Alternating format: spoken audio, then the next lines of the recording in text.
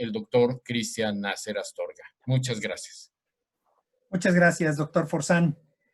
Tengo el honor de dar la bienvenida en nombre de nuestro rector, vocal de Diálogo, Fe, Ciencia y Cultura de la MIESIC, al doctor Cristian Nasser Astorga, rector de la Universidad Finisterre de Chile, a quien le agradecemos sinceramente la enorme oportunidad de estar con nosotros. Leo una breve semblanza del doctor Nasser. El doctor Cristian Eduardo Nasser Astorga, de nacionalidad chilena, es médico cirujano egresado de la Universidad de Chile. Se ha dedicado desde el inicio de su carrera al estudio y la enseñanza de la bioética, primero en la Universidad Anáhuac de México, donde inició el programa de maestría en la especialidad, y posteriormente en el Centro de Bioética de la Universidad Católica del Sacro Cuore en Roma, Italia, como colaborador externo de dicha institución. Allí realizó la especialidad en bioética. Paralelamente, realizó los estudios de bachillerato en filosofía en el Pontificio Ateneo Regina Apostolorum. Asimismo, ha concluido la maestría en filosofía por la Universidad Anáhuac del Sur en la Ciudad de México. Tiene una vasta experiencia en el mundo universitario, con más de 20 años dedicado a la dirección de instituciones de educación superior. Durante 5 años fue secretario general de la Universidad Anáhuac México Sur y posteriormente vicerrector académico de la Universidad Anáhuac México Norte por 7 años. Desde el año 2007 está vinculado a la Universidad Finisterre de Santiago de Chile, primero como presidente de su Consejo Superior, luego como vicerrector académico y a partir del 2013 como rector de dicha casa de estudios. Actualmente es también presidente de la Red Internacional de Universidades del Regnum Christi. Muchas gracias, doctor Nasser, por acompañarnos en esta jornada y le cedemos la palabra. Muchas gracias, Carlos. Es un gusto para mí el poder participar en este foro y saludar a tantas personas que hace muchos años no veo y que conozco muy bien. Me da mucho gusto ir viendo en la medida que se iban subiendo a la sesión, pues a muchas personas con las cuales compartimos muchos años de nuestra vida.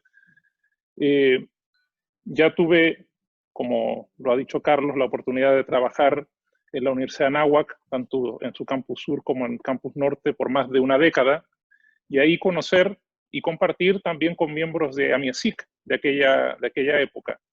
Además de que ciertamente puedo decir que una parte de mi corazón, pues ciertamente es mexicano, así que estoy muy contento de poder compartir con ustedes. También en esta sesión, pues hay algunos de personas de mi universidad, de la Universidad Finisterre, que están asistiendo, así que también a ellos les doy un cordial saludo. Agradezco la invitación y quisiera compartir con ustedes algunas reflexiones de lo que ha significado esta situación sanitaria que estamos viviendo desde la perspectiva de quien dirige una universidad que no alcanzó a iniciar de manera normal su año académico, sino que se vio en la necesidad de un día para otro de cambiar su forma de hacer docencia, adecuar sus procesos administrativos, reorientar los esfuerzos de desarrollo y, en fin, asimilar una nueva y tan distinta forma de trabajo. Desde hace unos meses nos encontramos en una situación excepcional, que en primer lugar ha desmoronado todas nuestras seguridades. Una crisis sanitaria y social que ha afectado por igual a países desarrollados y en vías de desarrollo. Recordemos cómo a inicios de año nuestros ojos estaban enfocados en China, luego se volvieron a Europa, particularmente a Italia y España, y para en un tercer momento centrarnos en Estados Unidos, y hoy somos testigos de que la mayor batalla contra el virus se libra todavía en nuestros países de América Latina. Sin duda que las realidades sociales y culturales de Europa y América Latina son muy diversas, pero si algo ha logrado el COVID-19 es hacernos ver que todos compartimos la misma fragilidad existencial, vulnerabilidad que emerge como una característica incuestionable de nuestros seres humanos. El temor a la enfermedad, la dificultad para seguir trabajando, incluso la posibilidad de morir, son sentimientos que nos embargan a todos y con justa razón. Las fórmulas y estrategias para enfrentar la pandemia, más allá de los recursos económicos con que cuenten los distintos países, parecen no ser eficaces del todo, y cada uno de ellos ha tenido y sigue teniendo que lamentar miles de enfermos y un alto número de muertes. acompañado esto de un deterioro progresivo de las condiciones socioeconómicas de nuestros países, que sin duda en América Latina es más evidente, todo lo cual hace prever un futuro de corto y mediano plazo muy complejo.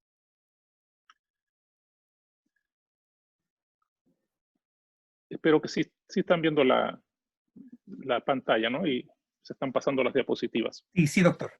Sí, perfecto. Todos nos hemos acostumbrado a estas imágenes, estos gráficos que permanentemente están apareciendo en nuestras televisiones, en los periódicos, al menos en nuestro país. En mi país, cada día vemos los reportes del Ministerio de Salud para saber si los contagios disminuyen o no. Hemos aprendido términos nuevos como trazabilidad o tasa de contagio, el factor Rho. Ya podemos distinguir el concepto de letalidad de aquel de mortalidad, que no es lo mismo. Podemos decir, en definitiva, que la epidemiología ha entrado en nuestras casas y es tema obligado en nuestras mesas. Y mientras eso ocurre,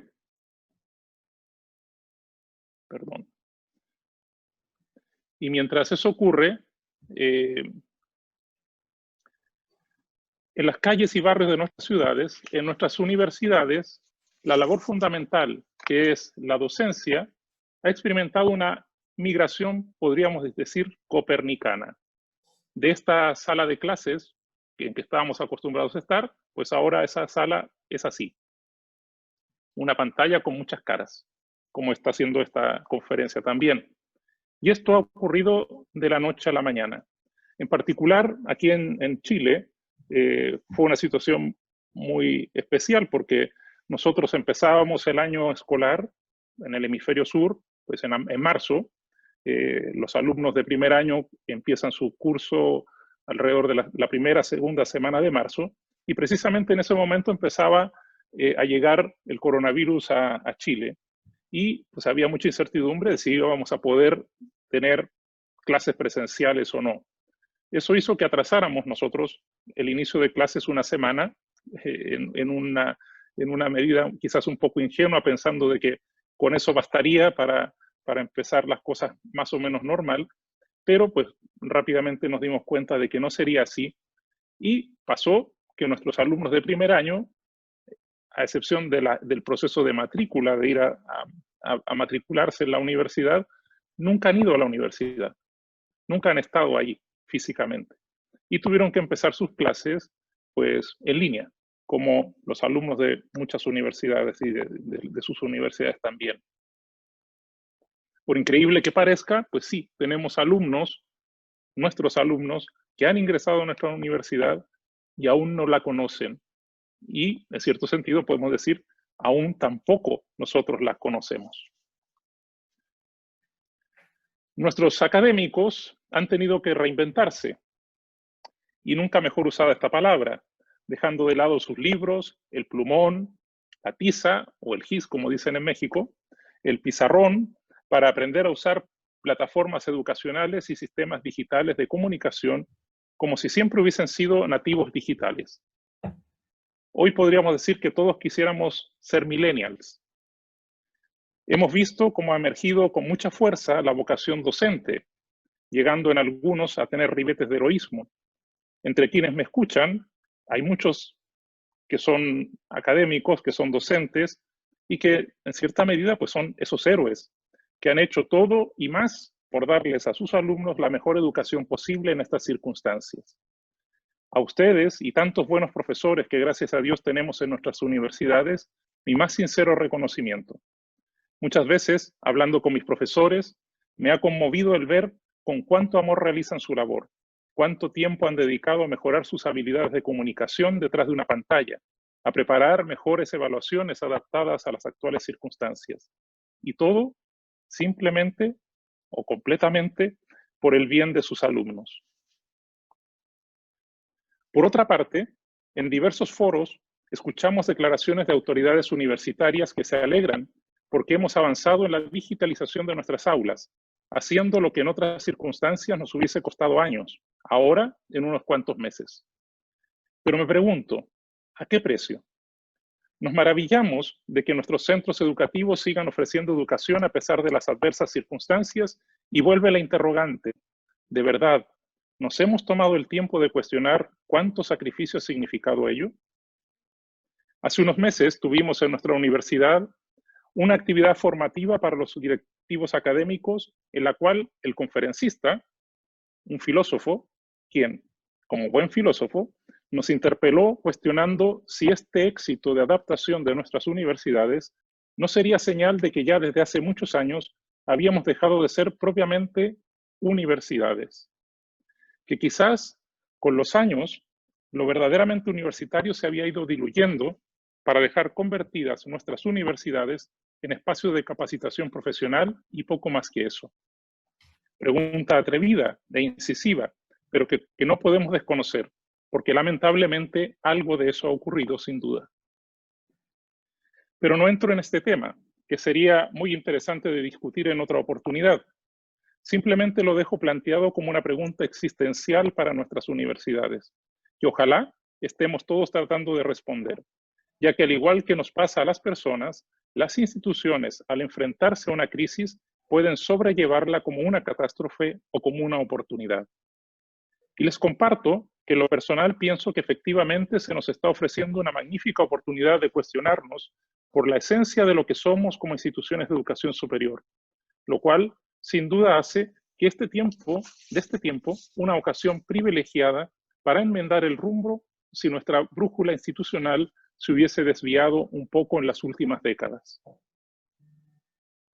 Me enfoco, por tanto, de nuevo en el objetivo de esta conferencia.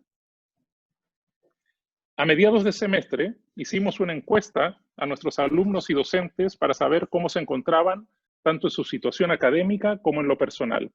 Y los resultados son muy contundentes. Les muestro aquí simplemente dos preguntas. En primer lugar, le preguntamos a nuestros alumnos, ¿qué sentimientos han predominado en ti en esta situación de pandemia que estamos viviendo?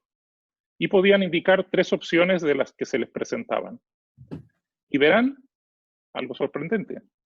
El 87% de nuestros alumnos, de 4.500 alumnos que contestaron esta encuesta, decían que estaban con estrés o nerviosismo. En segundo lugar, con angustia. Y en tercer lugar, con soledad o tristeza. Perdón, con inseguridad. Y en cuarto lugar, soledad o tristeza. O sea, un panorama pues muy oscuro. Hicimos lo mismo con nuestros profesores. Y en ellos las respuestas son más o menos similares, no tan contundentes, pero muy parecidas. Otra vez, estrés, nerviosismo, angustia, inseguridad, pero emergen una distinta, solidaridad, que está ahí, es la que está en segundo lugar, con un 43%, y tranquilidad, con un 27%.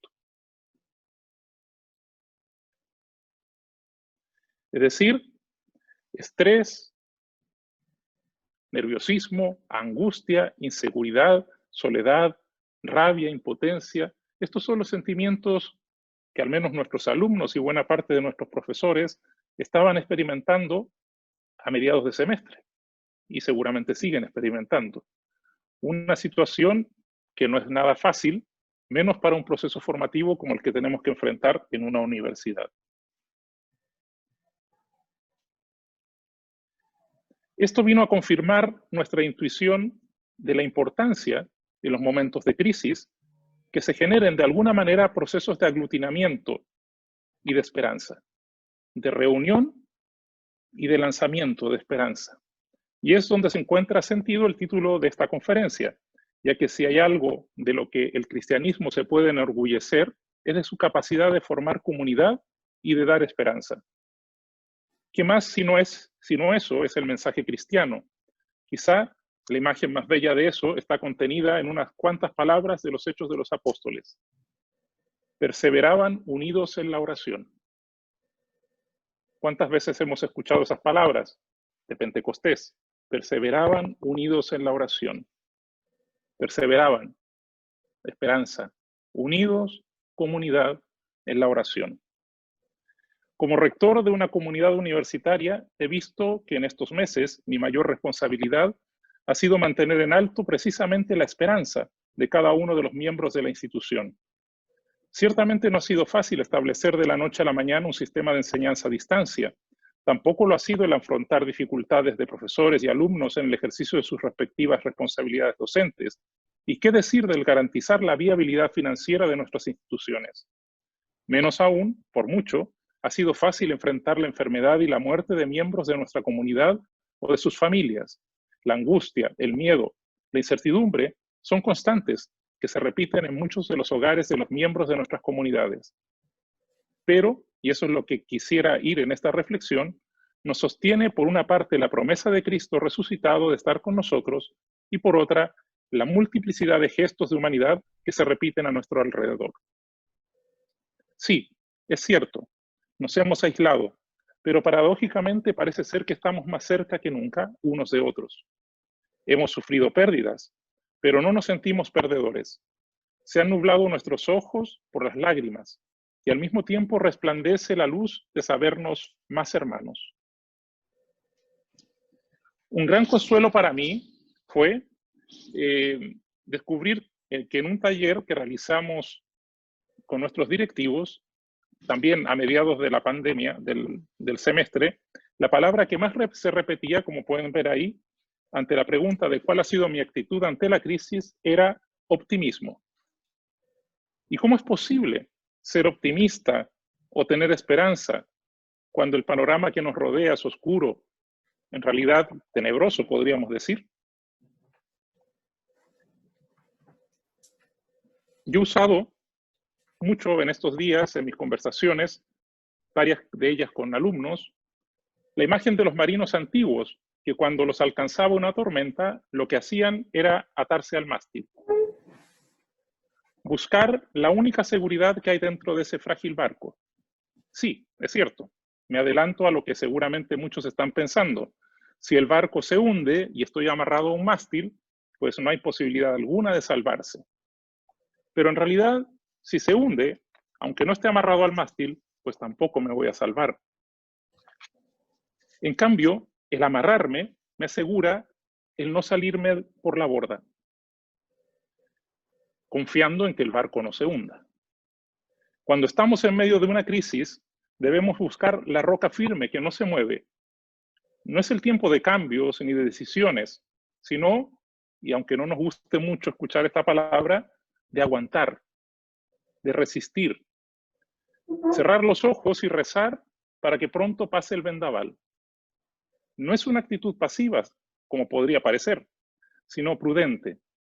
Es lo mismo que pasa, y lo sabemos muy bien en México y en Chile, con los terremotos.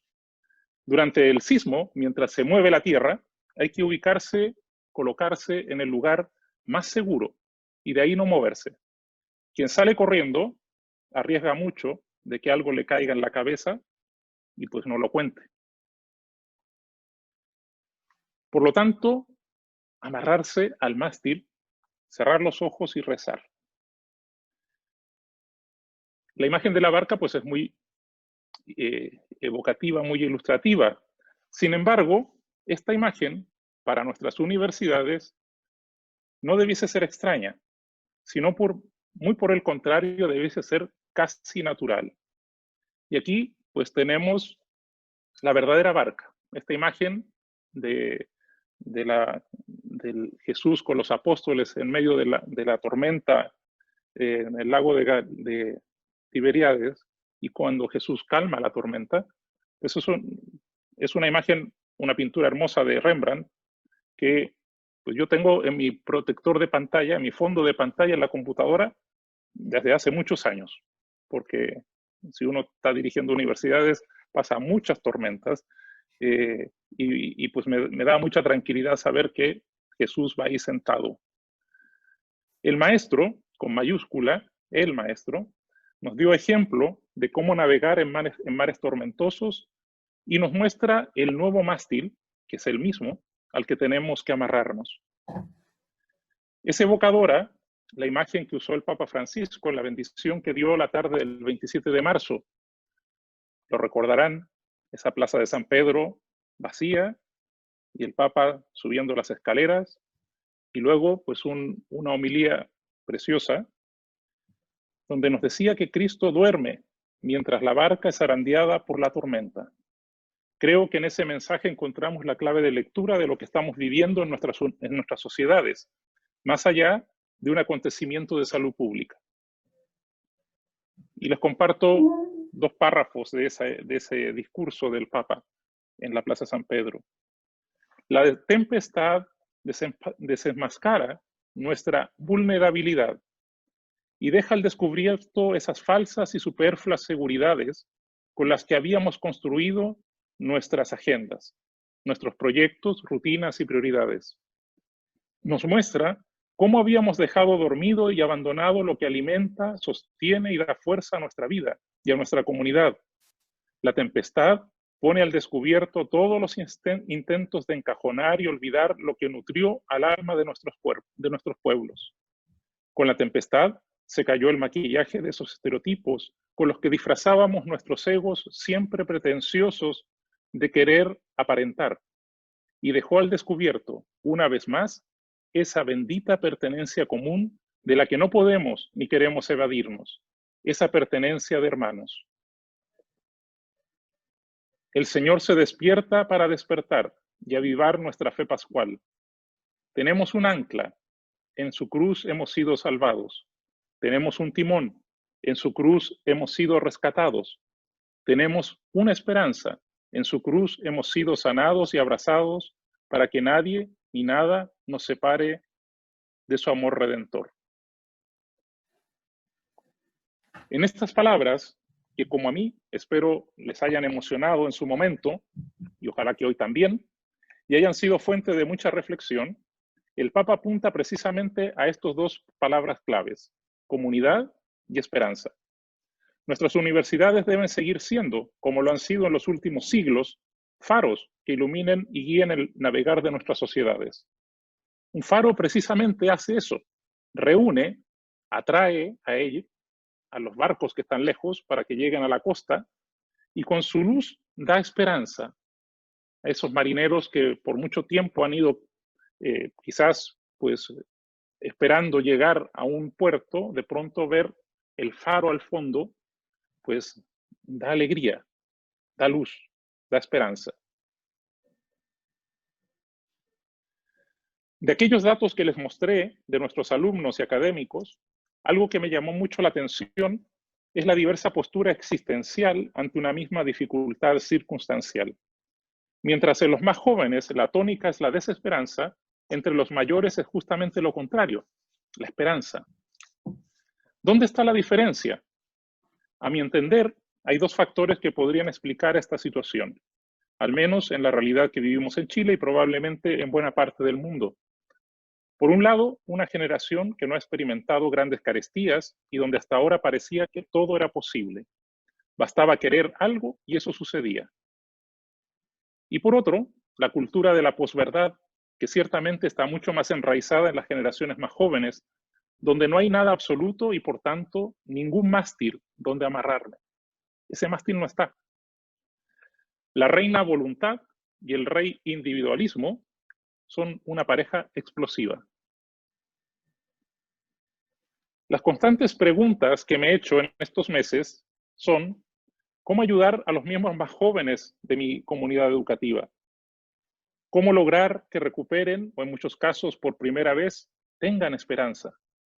¿De qué manera impedir que las trágicas noticias que se suceden todos los días no amarguen sus corazones y paralicen sus ideales? Y la respuesta siempre la encuentro en el mismo lugar, o mejor, en la misma persona: Jesucristo. Las universidades católicas tenemos algo, o más bien alguien, que no tienen las demás. Alguien que por muchos años quizás hemos puesto en un segundo lugar, preocupados por los rankings, por el desarrollo académico, las publicaciones, el posicionamiento. Y hoy, la incertidumbre del tiempo presente nos pone delante la gran oportunidad de hacer valer ese secreto. Pienso que debemos trabajar fuertemente el sentido de comunidad en nuestras instituciones, para poder brindar a nuestros alumnos y profesores un espacio de refugio y de lanzamiento, ya que esos son las comunidades, espacios donde nos sentimos seguros tanto para refugiarnos cuando lo necesitamos, como para lanzarnos cuando debemos emprender nuevos proyectos. Y ese sentido de comunidad se trabaja principalmente a través del fomento de la esperanza, virtud que nos da una proyección más allá del horizonte limitado en el que nos tiene aprisionado un determinado problema. La Iglesia, ya desde su prefiguración en el pueblo de Israel, es comunidad de esperanza. Si no, veamos el ejemplo del Éxodo, esos 40 años del pueblo de Israel caminando por el desierto, o la comunidad orante en espera de Pentecostés que recordábamos al inicio de esta conferencia. Y nuestras universidades, particularmente en este momento también, deben ser eso, comunidades de esperanza. Se ha de notar que somos universidades católicas. Como decía el Papa Francisco, tenemos un ancla, tenemos un timón y tenemos una esperanza. Hay que usarlos entonces. Ahí están.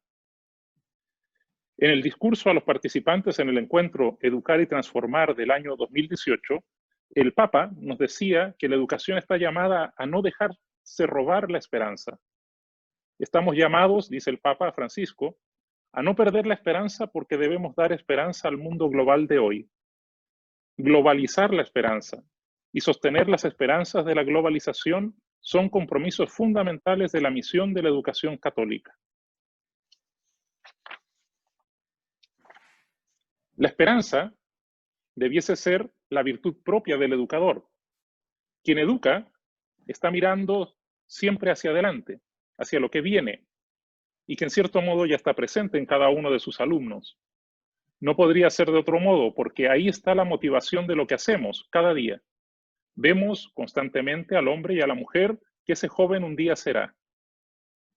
Creo que esa es la experiencia de todos los que son profesores. Cuando están delante de un joven, pues están viendo al hombre adulto, al profesional, que ese joven pues llegará a ser. Sostenidos por la esperanza y protegidos por nuestra comunidad educativa, caminamos con seguridad por los inciertos caminos de la vida. Y ojalá en ese caminar vayamos también generando a su vez esperanza y comunidad. Termino estas palabras con 2 párrafos del mensaje del Papa Benedicto a las diócesis de Roma sobre la tarea urgente de la educación del año 2008.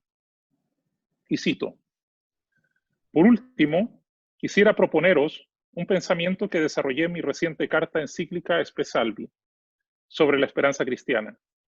Solo una esperanza fiable puede ser el alma de la educación, como de toda la vida. Hoy nuestra esperanza se ve acechada desde muchas partes, y también nosotros, como los antiguos paganos, corremos el riesgo de convertirnos en hombres sin esperanza y sin Dios en este mundo, como escribió el apóstol San Pablo a los cristianos de Éfeso. Precisamente de aquí nace la dificultad tal vez más profunda para una verdadera obra educativa, pues en la raíz de la crisis de la educación hay una crisis de confianza en la vida. Por consiguiente, no puedo terminar esta carta sin una cordial invitación a poner nuestra esperanza en Dios. Solo Él es la esperanza que supera todas las decepciones. Solo su amor no puede ser destruido por la muerte. Solo su justicia y su misericordia pueden sanar las injusticias y recompensar los sufrimientos soportados. La esperanza que se dirige a Dios no es jamás una esperanza solo para mí. Al mismo tiempo es siempre una esperanza para los demás. No nos aísla, sino que nos hace solidarios en el bien. Nos estimula a educarnos recíprocamente en la verdad y en el amor. Muchísimas gracias. Muchas gracias, doctor Nasser. Quiero, en nombre de todos los asistentes, al contrario, darle las gracias nosotros por compartirnos este mensaje, por la claridad de sus conceptos, por esta profundización en pues, los términos, en los conceptos de comunidad, de esperanza, y cómo en un contexto como este estamos llamados a ello. Abrimos el chat. Bueno, el chat ya ha estado abierto, pero cualquier pregunta que quieran hacer al doctor Nasser, este sería el momento. La verdad es que bueno y breve, doblemente bueno. Entonces, muchas gracias. Hay comentarios ya en el chat agradeciendo al doctor Nasser, señalando lo hermoso y cuánto les ayuda, pues nos ayuda a todos nosotros a escuchar estas palabras de esperanza. Dice alguien por ahí, tranquiliza el alma. La verdad es que hay muchos agradecimientos en el chat. Y si tienen algún comentario, alguna pregunta, este sería el momento de que pudiéramos compartirlo, si gustan. En todo caso, doctor, pues usted está al frente de una gran comunidad. Digo, voy a poner el mal ejemplo, entonces, aprovechando que tengo el uso de la palabra, voy a hacerle yo la primera pregunta.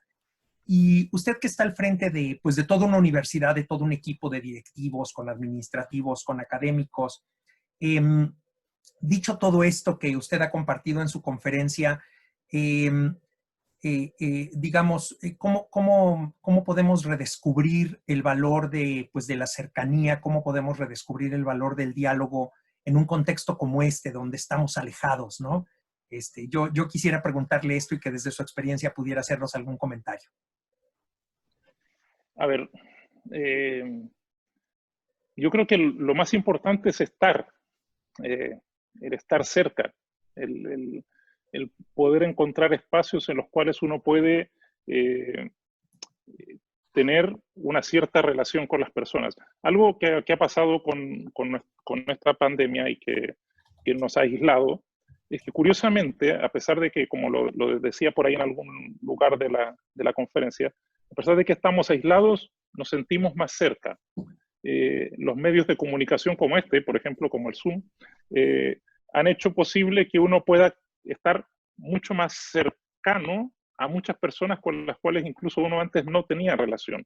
Nosotros comenzamos, por ejemplo, en la universidad un proyecto muy bonito que se llama Conectados Contigo, que es un espacio en el que algunas personas, funcionarios de la universidad, colaboradores académicos, administrativos, pues se ofrecieron a estar disponibles para, si alguien quería hablar, pues poder conectarse.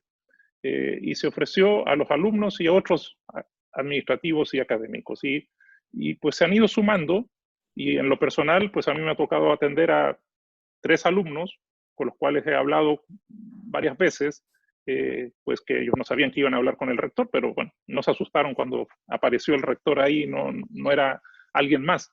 Y ha sido muy bonito porque hemos podido conversar, he podido yo por lo menos conversar con jóvenes con los que habitualmente nunca lo hubiese hecho, entrar en sus casas, porque eso quizás es lo gracioso que tiene este medio. Es decir, no es una comunicación formal en mi oficina, no, es yo me conecto a su pieza, a su cuarto, y ahí hablamos. Entonces, en cierto sentido es muy íntimo, y ese tipo de acciones, y como esa, pues muchas otras, hay muchas iniciativas de grupos de oración, iniciativas de grupos de juntarse a tomar el café, cada uno con su café, el poder compartir y dar esos espacios creo que es lo que ayuda a que nos contagiemos la esperanza. Sin duda que para todos ha sido muy duro estar encerrados, para muchos quizás solos en un departamento, o a lo mejor 2 o 3 personas y pues con un espacio de movimiento muy, muy reducido. Y esto es una ventana que nos permite hablar, abrir nuestros corazones y expresar lo que estamos sintiendo y compadecernos en el sentido literal de la palabra, compadecernos unos de otros. Doctor, creo que usted puede visualizar el chat. ¿Estoy en lo correcto o tiene Sí. algo? Sí, porque hay alguna pregunta allí.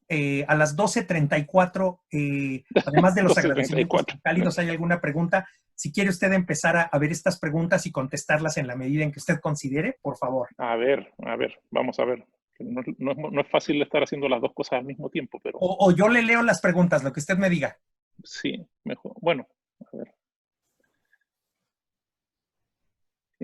¿Cómo podemos hacer frente a la cultura de la posverdad en la enseñanza a distancia? Pregunta. Sí, ciertamente una de las grandes preguntas que nos estamos haciendo aquí en la Universidad de Finisterre y sé que también en la Anáhuac y en otras universidades, es nuestra misión, que tiene claramente un enfoque en la formación integral. Es posible hacerla, cumplirla, a través de una enseñanza a distancia, o dónde queda pues el contacto personal uno a uno. Y creo que es una pregunta que no tiene una respuesta todavía. No podría yo aventurarme a decir que sí se puede o no se puede. Creo que sí, que hay espacio para hacerlo, pero hay que encontrar la manera de hacerlo, lo que acabo de decir. Es decir, quizás hoy como nunca, como alguien por ahí cuando estaba recién empezando la pandemia, me llegó uno de estos memes a algún grupo de WhatsApp, en que el demonio le estaba diciendo a un angelito, pues te he cerrado todas las iglesias. Y el angelito respondía, pues yo he abierto una iglesia en cada casa. Porque finalmente es cierto, en esta época pues no hemos podido asistir a la iglesia, no hemos podido ir a misa a los templos, pero la misa ha entrado en nuestra casa. Y hoy, más que nunca, hay gente que está rezando. Yo conozco muchas personas cercanas a mí que me dicen, pues yo antes iba a misa una vez a la semana y ahora voy todos los días. Antes no rezaba el rosario y ahora rezo el rosario todos los días.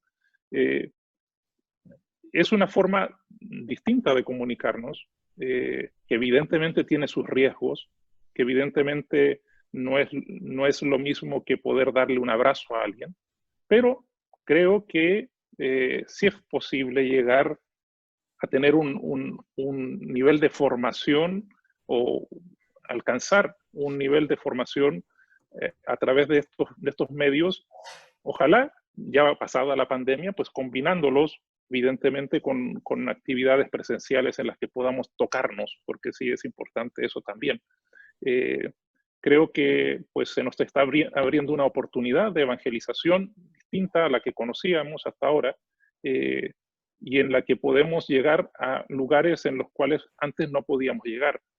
Desde el punto de vista de la expansión de la cultura, pues les puedo decir que algo que me ha llamado mucho la atención es que en estos meses de confinamiento, en la universidad hemos hecho más actividades de extensión que nunca.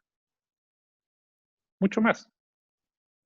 Todas las semanas hay charlas, conferencias, talleres, que antes no había. ¿Por qué? Porque era más difícil ir a un lugar que lo que hoy es, pues, encender la computadora y conectarme. Lo que estamos haciendo ahora de poder conversar, pues, de distintos lugares del mundo, pues antes no nos podíamos encontrar. Todos tenemos la experiencia, seguramente, de reencuentros con nuestros compañeros de universidad, de colegio, a través de Zoom. Alguna noche nos habremos ido a comer algo, a tomar una cerveza, y eso antes no se podía hacer. Y ahora pues nos resulta muy natural. Yo creo que más que resistirnos a lo que está ocurriendo, pues tenemos que aprovechar estas nuevas oportunidades, estos nuevos vehículos de comunicación para poder llevar la buena nueva a las personas con las cuales tenemos contacto. Muchas gracias, doctor. Doctor, recojo una pregunta que nos planteó Ángeles Martín. Dice, en la práctica, ¿cómo transmitimos esa esperanza a jóvenes que ya no creen en Dios? Y alguien más puso por allí, muy interesante la pregunta de Ángeles. Entonces, digo, no se trata de que este sea un sínodo para usted, doctor, pero creo que es una pregunta bien válida y que todos llevamos en el corazón. Sí, yo creo que, a ver, ciertamente con alguien que no cree en Dios, pues puede parecer que es más difícil, pero Dios habla, y de eso tenemos que tener claro los que sí creemos en Dios, que Dios habla a través de nosotros. Y Dios no solamente habla a través de nosotros, sino que ama a través de nosotros. Por lo tanto, cuando yo me acerco a un joven y le manifiesto mi amor en las actitudes que yo tengo hacia él, mi preocupación, el compadecer su situación, el sentir realmente el dolor que él está sintiendo. Cuando hago eso, cuando estoy amando, es Dios que está amando a ese joven, aunque él no lo sepa, y aunque a veces nosotros tampoco nos demos cuenta que lo estamos haciendo. pero yo creo que efectivamente es posible dar esperanza aún a quien no cree, porque somos instrumentos de amor, instrumentos de esperanza, y podemos nosotros realizar esa labor. Digo, así lo ha querido Dios en su plan. Es decir, a lo largo de la historia, pues el amor de Dios se ha transmitido de persona a persona, de hombre a hombre, de mujer a mujer. Es decir, no ha sido revelaciones de Dios, no. Ha sido uno amando a otro. Y ese es el gran mandamiento que Jesucristo nos ha dado, y que si lo hacemos práctico y de verdad, sé que a veces es difícil, que a veces nos pueden colmar la paciencia algunos jóvenes, pero si superamos esa dificultad y realmente nos acercamos, nadie se resiste a eso. Nadie se puede resistir a una sonrisa. Muchas gracias, doctor. Déjeme ver si... Doctor, más adelante también nos preguntan, o más bien externa su preocupación, Luis Felipe, que dice que me preocupa la apatía y el que algunos de nuestros alumnos se rindan a la pasividad, un 20% no se conectan. ¿Qué sugiere? Y si se puede comentar con nuestros jóvenes alguna opción. Sí, pues es un desafío enorme. Es un desafío enorme el tratar de lograr que esos jóvenes despierten. Siempre me hace acordar mucho ese pasaje del Evangelio, pues de la resurrección de la hija de Jairo. Esa niña pues no está muerta, está dormida. Ese fue el pasaje del Evangelio que el Papa Juan Pablo II usó cuando tuvo el encuentro con los jóvenes en el Estadio Nacional aquí en Chile, que me tocó, en ese tiempo yo era joven y me tocó estar ahí. Y siempre me ha marcado mucho, porque la juventud, y ya lo decía en ese tiempo, estamos hablando de los años 80, o sea, ya hace casi 40 años, y a veces uno piensa que son los jóvenes de hoy.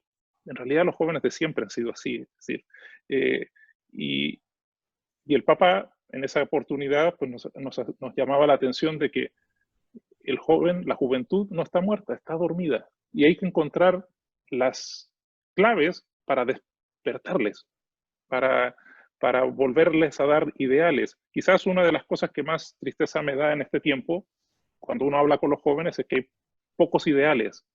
De una época en que había muchos ideales, y quizás tantos que fue bastante complejo por la cantidad de ideales y de idealismo, hoy pues más bien pues es pues resignación a las cosas como son, y tenemos que sacarlos de ahí. Y creo que si uno los saca de ahí por medio de lo que a ellos les interesa, al menos la realidad aquí en Chile es que hay mucho interés social, y ese puede ser un camino a través del compromiso con el otro, de despertar eso, y que descubran, por ejemplo, para qué sirven sus clases. Es decir, mientras uno no le encuentra un sentido a la clase, pues evidentemente es una actividad aburrida que, pues, si puedo escaparme, me escapo, y ahora es más fácil porque desconecto la pantalla, pongo mi foto y parece que estoy ahí y estoy haciendo otra cosa. Pero si descubro que aprendiendo, si descubro que profundizando en esos contenidos, en eso que me está tratando de enseñar el profesor, yo puedo encontrar herramientas para salir al encuentro de otros, y eso me motiva, pues entonces sí, ya puedo hacerlo. Yo creo que sería muy bueno, pues, buscar en la realidad de cada quien, en la realidad de cada persona, no hay fórmulas genéricas, esas motivaciones. Si uno las encuentra, y para encontrarlas, pues hay que acercarse, hay que hablar, hay que conversar, ahí se encuentran las motivaciones. Desde el escritorio es difícil encontrar las motivaciones de los alumnos, hay que hablar con ellos, escucharlos y darles espacio para que hablen. Y algo que ha servido mucho es que en nuestras clases pues dejemos espacios para hablar, para conversar de las inquietudes que hay en los corazones de ellos. No solamente no empezar la clase y empezar a pasar materia, y terminar la clase pasando materia. Es decir, tiene que haber algún momento, al inicio, al final, en el medio, en algún lugar, donde digamos, vamos a hablar de lo que nos preocupa. y entonces descubriremos cuáles son sus motivaciones. Y descubriendo sus motivaciones, pues podremos entonces ir por ahí. Muchas gracias, doctor.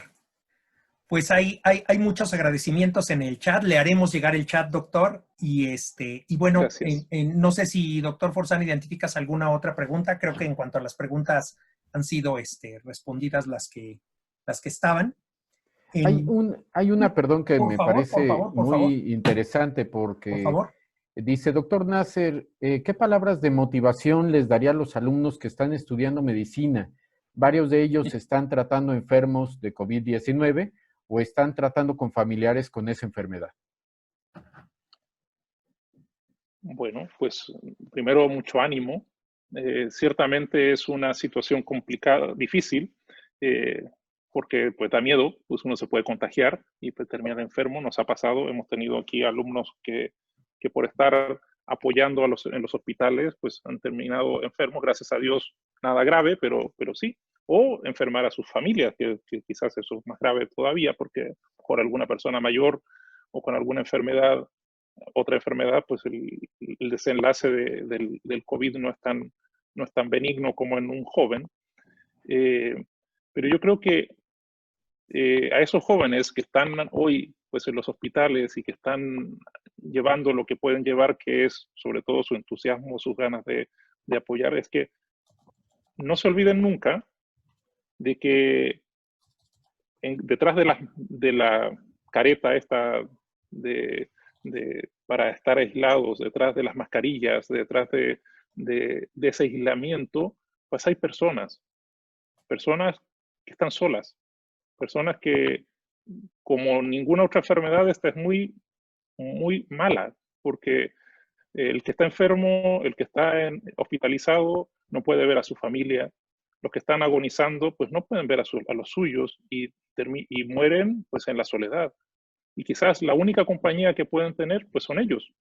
Entonces, que no vean solo su labor asistencial como una forma, como una oportunidad de aprendizaje, de conocer más y adquirir habilidades médicas, sino que sobre todo como una oportunidad de ser consuelo para esas personas que están sufriendo, más que la enfermedad física, la enfermedad moral, la enfermedad espiritual, de estar alejados, separados de sus familias.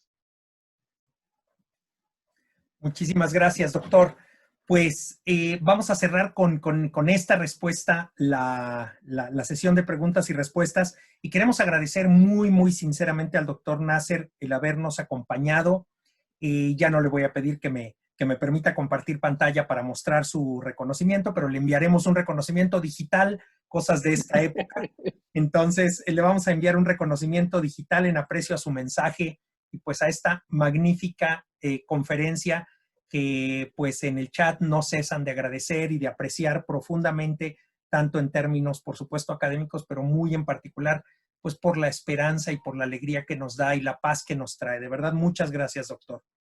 Le agradecemos mucho, doctor Nasser, y a todos ustedes que se unieron a estos momentos de reflexión. Les agradecemos el habernos acompañado. En especial, quiero agradecer la presencia de Fermín Martínez, del licenciado Fermín Martínez, secretario ejecutivo de la AMIESIC, que ha estado presente también con nosotros. Y pues la AMIESIC, la Universidad Anáhuac México, la Universidad Finisterre, que nos ha acogido en esta conferencia, desea que ustedes y los suyos gocen de perfecta salud y que Dios los bendiga. Doctor, muchísimas gracias. Muchas gracias. Adiós. Al contrario.